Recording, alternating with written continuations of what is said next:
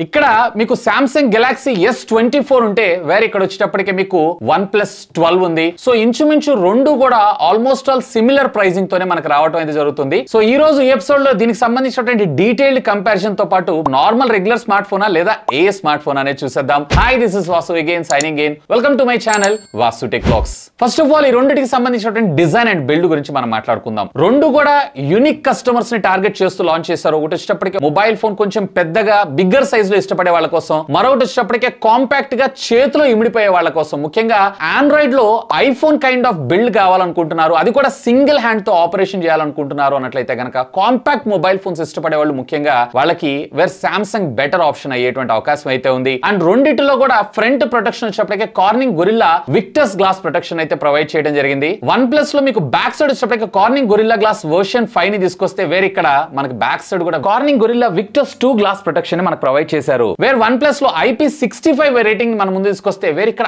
IP68 ని తీసుకొచ్చారు. ఇది ఆల్మోస్ట్ ఆల్ 1.5 మీటర్ డెప్త్ ఉన్నటువంటి వాటర్ లో 30 మినిట్స్ వరకు సస్టైన్ అవ్వగలదు. అండ్ ఫోన్ థిక్నెస్ విషయానికి వచ్చారు అన్నట్లయితే వేర్ సామ్సంగ్ వచ్చేటప్పటికే మీకు జస్ట్ 7.6 mm థిక్నెస్ వస్తే వేర్ వన్ ప్లస్ వచ్చేటప్పటికే 9.15 mm థిక్నెస్ రావడం జరుగుతుంది. సో కొంచెం మనకి ఇది బల్కీగా రావడంతో పాటు సామ్సంగ్ S24 వెయిట్ వచ్చేటప్పటికే 167 గ్రామ్స్, వేర్ వన్ ప్లస్ 12 వచ్చేటప్పటికే 221 grams. So light weight compact గా సింగిల్ హ్యాండ్ తో ఆపరేషన్ చేసుకోవాలనుకుంటే గనక మీకు ఇక్కడ సామ్సంగ్ బెటర్ ఆప్షన్ అయ్యేటువంటి అవకాశం ఉంది. లేదు నేను బిగ్గర్ స్క్రీన్ కావాలి, అలాగే కర్వ్డ్ స్క్రీన్ కావాలి, ప్రీమియం గా కనపడాలి అనుకుంటున్నారు అన్నట్లయితే గనక వేర్ మీకు ఇక్కడ వన్ ప్లస్ బెటర్ ఆప్షన్ అయ్యే అవకాశం ఉంది. బట్ డిఫరెంట్ ఆడియన్స్ ని టార్గెట్ చేస్తూ వీటి ఫార్మ్ ఫ్యాక్టర్ ని డిజైన్ చేయడం జరిగింది. ఇక ఈ రెండు మొబైల్ ఫోన్స్ లో డిస్ప్లేస్ గురించి మనం మాట్లాడుకుందాం. అఫ్ కోర్స్ డిస్ప్లేస్ తయారు చేయడం అంటే సామ్సంగ్ కి మించినటువంటి బ్రాండ్ లేదని అంటాను. ఇన్ఫాక్ట్ ఐఫోన్స్ లో కూడా వీళ్ళ డిస్ప్లేస్ ని ఎక్కువగా యూజ్ చేస్తూ ఉంటారు. దీంట్లో మీకు వచ్చేటప్పటికే dynamic AMOLED 2x display 6.2 inches కి సంబంధించినటువంటి డిస్ప్లే అయితే మనకి యూజ్ చేయడం అనేది 120 హెర్ట్జ్ స్క్రీన్ రిఫ్రెష్ రేట్ ఏదైతే ఉందో కామన్ గా ఉంటుంది with centre punch whole cutout. Interesting గా మీకు 4 కార్నర్స్ లో కూడా చాలా థిన్ బెజల్స్ అయితే రావడం జరుగుతూ ఉంటుంది. వేర్ అదే మీకు వన్ ప్లస్ లో చూసారు అన్నట్లయితే గనక కర్వ్డ్ స్క్రీన్ 6.8 ఇంచెస్ కి సంబంధించినటువంటి డిస్ప్లే, అది కూడా 120 హెర్ట్జ్ స్క్రీన్ రిఫ్రెష్ రేట్ తో మనకు రావడం జరుగుతుంది. బట్ ఇందులో 2K డిస్ప్లే మన ముందు తీసుకొని వచ్చారు. ఇది ఫుల్ HD మాత్రమే. సో బెటర్ క్వాలిటీ అంటే పిక్సెల్స్ ఎక్కువగా కావాలి, డీటెయిలింగ్ కావాలి, షార్ప్నెస్ కావాలి అన్నట్లయితే గనక వేరే ఇక్కడ మీకు వన్ ప్లస్ బెటర్ అయ్యే ఆప్షన్ ఉంది. బట్ రిచర్ కలర్ అలాగే కలర్స్ కూడా పాప్ అవుతూ కనపడుతూ ఉండాలి అన్నట్లయితే గనక మీకు ఇక్కడ సామ్సంగ్ బెటర్ ఆప్షన్ అయ్యేటువంటి అవకాశం ఉంది. అండ్ రెండింటిలో కూడా LTPO టెక్నాలజీకి సంబంధించిన డిస్ప్లేస్ ని యూజ్ చేస్తారు. 1 హెడ్స్ నుంచి 120 హెడ్స్ దాకా వేరియబుల్ రిఫ్రెష్ రేట్స్ తో ఇవి వర్క్ చేయగలవు. ఇక బ్రైట్నెస్ నిట్స్ విషయానికి వచ్చారు అంటే సామ్సంగ్ లో మనకి 2600 నిట్స్ ఆఫ్ బ్రైట్నెస్ తీసుకొస్తే వేరే వన్ ప్లస్ లో ఏకంగా 4500 నిట్స్ ఆఫ్ బ్రైట్నెస్ రావడం జరుగుతుంది. అఫ్ కోర్స్ రెండింటిలో కూడా మీకు HDR కంటెంట్ సపోర్ట్ రావడం జరుగుతుంది. ఈవెన్ యూట్యూబ్ లో కూడా మీరు HDR10 కంటెంట్ ని కూడా ప్లే చేయొచ్చు. సో అలాంటి సందర్భాల్లో ఈ బ్రైట్నెస్ అనేది మనకి చాలా బాగా ఉపయోగపడడం జరుగుతుంది. బట్ బ్రైటర్ సన్ లైట్ లో ఆల్మోస్ట్ ఆల్ రెండిటి యొక్క విజిబిలిటీ అనేది నాకు సేమ్ అనిపించింది. ఇక ఆడియో విషయానికి వచ్చారంటే రెండిట్లో కూడా మీకు డ్యూయల్ స్టీరియో స్పీకర్స్ ఉంటాయి. Along side with Dolby Atmos audio support కూడా తీసుకొచ్చారు.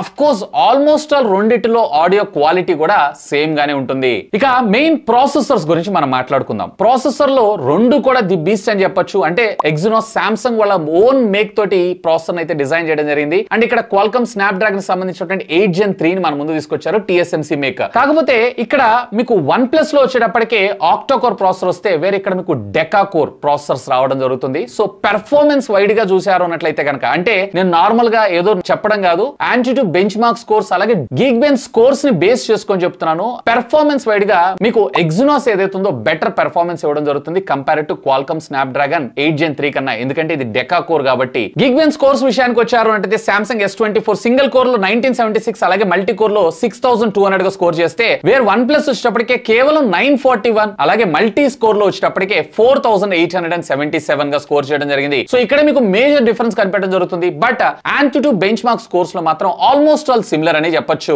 So day to day life performance లో మీకు ఎలాంటి డిఫరెన్సియేషన్ అయితే రాదు. ఇంకా ఇది ఇంకొంచెం బెటర్ గా పెర్ఫార్మ్ చేసేటువంటి అవకాశం అయితే ఉంది. ఇందులో ఉండేటువంటి ఏ ఫీచర్స్ సహాయంతో ఏదైనా ఇమేజ్ ని మనం డైరెక్ట్ గా సర్కిల్ చేసి సెర్చ్ చేయొచ్చు. ఈవెన్ ఒకవేళ మెసేజ్ కాన్వర్సేషన్ చేస్తున్నప్పుడు డైరెక్ట్ గా మీకు ప్రొఫెషనల్ లెవెల్ అవుట్పుట్ కావాలనుకుంటే, లేదా సోషల్ మీడియా హ్యాండిలింగ్ కోసం పోస్ట్ చేయాలనుకుంటే, లేదా స్పెల్లింగ్ మిస్టేక్స్ కరెక్షన్స్ చేసుకోవాలనుకుంటున్నా వాటిని కూడా ఇది చాలా సింప్లిఫై చేయడం జరుగుతుంది. వేర్ అలాంటి ఏ ఫీచర్స్ మనకి వన్ ప్లస్ లో అయితే లేదు. సో ఇవి డిఫరెంట్ యూజర్స్ ని టార్గెట్ చేస్తూ డిజైన్ చేసింది. ఇది ప్రొడక్టివిటీ, ఇది గేమింగ్, అలాగే లాంగ్ లాస్టింగ్ పెర్ఫార్మెన్స్ కి. సో ఇక్కడ యూనిక్ ఆడియన్స్ ని టార్గెట్ చేస్తూ వీళ్ళు సపరేట్ గా తీసుకొని రావడం జరిగింది. డిపెండ్స్ అపాన్ మీ రిక్వైర్మెంట్ ని బేస్ చేసుకొని దీన్ని అయితే మీరు చూస్ చేసుకోవచ్చు. బట్ గుర్తుపెట్టుకోండి, రెండిటి యొక్క ప్రాసెసర్లు కూడా పవర్ఫుల్ పెర్ఫార్మెన్స్ అని చెప్పొచ్చు. And by the way OnePlus లో వచ్చేటప్పుడు కేవలం మీకు 13 bands of 5G networking technology support చేస్తే వేరే ఇక్కడ 17 బ్యాండ్స్ ఆఫ్ 5G నెట్వర్కింగ్ టెక్నాలజీకి సపోర్ట్ చేయడం జరుగుతుంది. అండ్ రెండిటిలో కూడా మీకు LPDDR5X టెక్నాలజీకి సంబంధించిన ర్యామ్, అండ్ రెండిటిలో కూడా మీకు UFS 4.0 టెక్నాలజీనే మనకు వాడటం జరిగింది. సో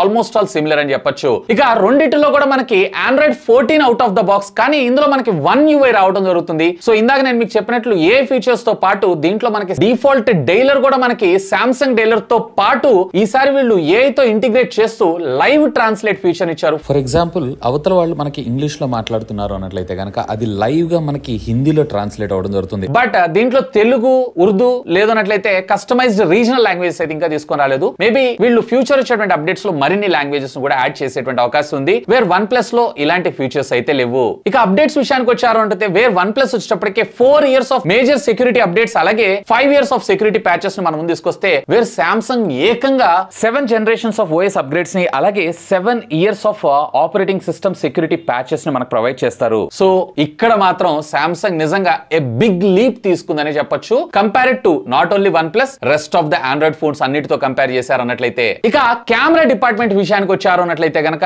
రెండిటిలో కూడా మనకి triple camera lens setup. Where Samsung మీరు చూసారు అన్నట్లయితే కనుక ప్రైమరీ 50 మెగాపిక్సెల్ కెమెరా, వేర్ ఇందులో కూడా ప్రైమరీ 50 మెగాపిక్సెల్ కెమెరానే తీసుకొచ్చారు. ఫోటోగ్రఫీలో మాత్రం నాకు సామ్సంగ్ చాలా బెటర్ అనిపిస్తుంది కంపేర్ టు OnePlus అన్న. ఈవెన్ వీళ్ళు Hasselblad తోటి కొలాబరేషన్ తీసుకొచ్చిన ఆ పిక్చర్ యొక్క షార్ప్నెస్ కావచ్చు, కలర్ పాప్ అవుట్ కనపడటం కావచ్చు, ఇవన్నీ కూడా చాలా బెటర్ గా ఉన్నాయి కంపేర్ టు OnePlus కన్నా గానీ. అండ్ దీంట్లో అల్ట్రా వైడ్ యాంగిల్ కోసం వేర్ OnePlus లో 48 మెగాపిక్సెల్ ఇచ్చారు, వేర్ సామ్సంగ్ లో వచ్చేటప్పటికే 12 మెగాపిక్సెల్ పిక్చర్ అయితే తీసుకొని రావడం జరిగింది. అలాగే టెలిఫోటో లెన్స్ విషయానికి వచ్చారు అన్నట్లయితే వేర్ ఇక్కడ కూడా మీకు OnePlus లో వచ్చేటప్పటికే 64 మెగాపిక్సెల్ టెలిఫోటో లెన్స్ తీసుకొచ్చారు, వేర్ సామ్సంగ్ లో వచ్చేటప్పటికి 10 మెగాపిక్సెల్ టెలిఫోటో లెన్స్ తీసుకొచ్చారు. సో రెండిటిలో కూడా మనకి 3x దాకా ఆప్టికల్ జూమ్ అయితే మనం చేయొచ్చు. అండ్ దీంట్లో అప్ టు 30x దాకా వెళ్తే వేర్ ఇక్కడ OnePlus లో ఏకంగా 120x జూమ్ అయితే మనం క్యాప్చర్ చేయొచ్చు. వేర్ OnePlus లో వచ్చేటప్పటికి 8K లో 24 FPS మాత్రం, వేర్ ఇక్కడ 8K లో 30 FPS దాకా మీరు వీడియోస్ రికార్డ్ చేయొచ్చు. అండ్ అఫ్ కోర్స్ రెండిటిలో ఆప్టికల్ ఇమేజ్ స్టెబిలైజేషన్ కూడా సపోర్ట్ చేయడం జరుగుతుంది. సెల్ఫీస్ విషయానికి వచ్చారంటే సామ్సంగ్ లో మీకు 12 మెగాపిక్సెల్ సెల్ఫీని తీసుకొచ్చారు, వేర్ OnePlus లో 32 మెగాపిక్సెల్ తీసుకొచ్చారు. పోర్ట్రేట్ ఎఫెక్ట్ తీసుకురావడంలో సామ్సంగ్ బెటర్ పెర్ఫార్మ్ చేస్తుంది కంపేర్ టు దీనికన్నా. ఇది వచ్చేటప్పుడు కొంచెం వాస్డ్ అవుట్ గా నాచురల్ కి దగ్గరగా అయితే OnePlus అయితే తీయలేకపోతుంది కంపేర్ టు సామ్సంగ్ కన్నా గానీ. సో అఫ్ కోర్స్ ఆండ్రాయిడ్ లో ఫోటోగ్రఫీలో సామ్సంగ్ కంటూ ఒక స్పెషల్ ప్లేస్ ఉంది కాబట్టి ఫోటోగ్రఫీ అంటే not for the specs. So photography ముఖ్యంగా రియాలిటీకి దగ్గరగా ఇష్టపడే వాళ్ళకి నేను కొంచెం సామ్సంగ్ బెటర్ అని అంటాను కంపేర్ టు OnePlus కన్నా గానీ. ఇది కూడా డిపెండ్స్ అపాన్ యూజర్ ని బేస్ చేసుకుని చేంజ్ అవ్వడం జరుగుతుంటుంది. సో పిక్చర్ యొక్క రిజల్ట్స్ చూసుకొని మీరే డిసైడ్ చేసుకోండి. ఇక రెండిటి యొక్క బ్యాటరీస్ విషయానికి వచ్చారు అన్నట్టయితే వేరే ఇక్కడ సామ్సంగ్ లో అఫ్ కోర్స్ ఇది కాంపాక్ట్ సైజ్ కాబట్టి సో దీంట్లో మనకు వచ్చేటప్పటికే 4000 mAh ఆఫ్ ద బ్యాటరీ మనం ముందు తీసుకొచ్చారు. 25 watts ఆఫ్ వైర్ ఛార్జింగ్ కి అలాగే 15 watts ఆఫ్ వైర్లెస్ ఛార్జింగ్ కి ఇది సపోర్ట్ చేయడం జరుగుతుంది. వేరే ఇక్కడ OnePlus లో వచ్చేటప్పటికే 5400 mAh ఆఫ్ ద బ్యాటరీ మనం ముందు తీసుకొచ్చారు. సో దీంతో కంపేర్ చేసినట్టు బిగ్గర్ బ్యాటరీ. అఫ్ కోర్స్ ఇది కాంపాక్ట్ సైజ్ ఉంటుంది కాబట్టి బ్యాటరీ దగ్గర కాంప్రమైజ్ అవ్వాలి. అలాంగ్ సైడ్ విత్ ఇక్కడ 100 watts of charging and 50 watts of wireless charging కూడా మనకి సపోర్ట్ చేయడం జరుగుతుంది. సో బ్యాటరీ డిపార్ట్మెంట్ లో అలాగే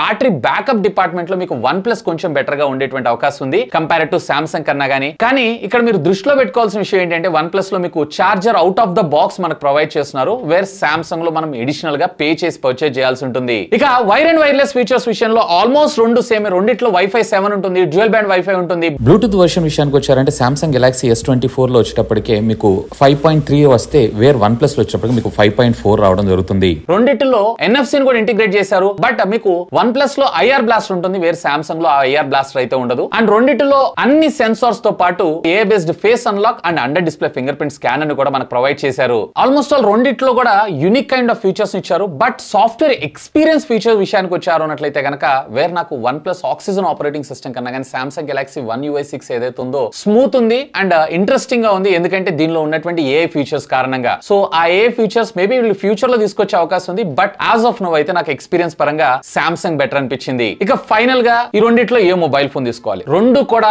బీస్ట్ ఇన్ దేర్ సెగ్మెంట్ అని చెప్తాను. బట్ ఈ రెండు కూడా డిఫరెంట్ ఆడియన్స్ ని టార్గెట్ చేస్తూ వీళ్ళు తీసుకొచ్చారు. ఒకవేళ మీకు AI పవర్ తో కూడినటువంటి మంచి పెర్ఫార్మెన్స్ ఫోన్ కావాలి, నిజంగా చెప్పాలంటే ఆల్మోస్ట్ పెర్ఫార్మెన్స్ లో దీనికన్నా ఇదే కొంచెం నాకు బెటర్ స్కోర్స్ అయితే చూపించింది. సో అలా అలా చూస్తున్నారు అన్నట్లయితే కనుక వేర్ మీకు ఇక్కడ Samsung Galaxy S24 better option అయ్యేటువంటి అవకాశం ఉంది. అలా కాదు నేను ఎక్కువగా కంటెంట్ చూస్తూ ఉంటాను, ఇందులో మనకి ఇమర్సివ్ ఎక్స్పీరియన్స్ ని ప్రొవైడ్ చేసేటువంటి డిస్ప్లే, అది కూడా 2K డిస్ప్లే అయితే మనం ముందు తీసుకొచ్చారు. వేరే ఇక్కడ మీకు ఇది బెటర్ అయ్యేటువంటి అవకాశం ఉంది. Along side with fast charging speeds తో సహా 100 వాట్స్ ఆఫ్ ఛార్జింగ్ ఇందులో సపోర్ట్ చేసి ఇందులో 25 వాట్స్ మాత్రమే సపోర్ట్ చేయడం జరుగుతుంది. వేరే ఇక్కడ Samsung S24 వచ్చేటప్పటికే యాక్చువల్ గా నెట్ ఎఫెక్టివ్ ప్రైస్ మీకు సుమారుగా 69,999 రూపాయలకు రావడం జరుగుతుంది. అడిషనల్ గా మీకు క్యాష్ బ్యాక్ తో పాటు 5K ఎక్స్చేంజ్ బోనస్ తో కలిపి. అండ్ ఇవే కాదు, ఒకవేళ మీరు కనుక 24 మంత్స్ నో కాస్ట్ ఈఎంఐ తీసుకుంటున్నారు అన్నట్లయితే కనుక పర్ మంత్ వచ్చేటప్పటికే 3,334 రూపీస్ గా రావడం జరుగుతుంది. సో ఒకవేళ ఈ రెండు మొబైల్ ఫోన్స్ లో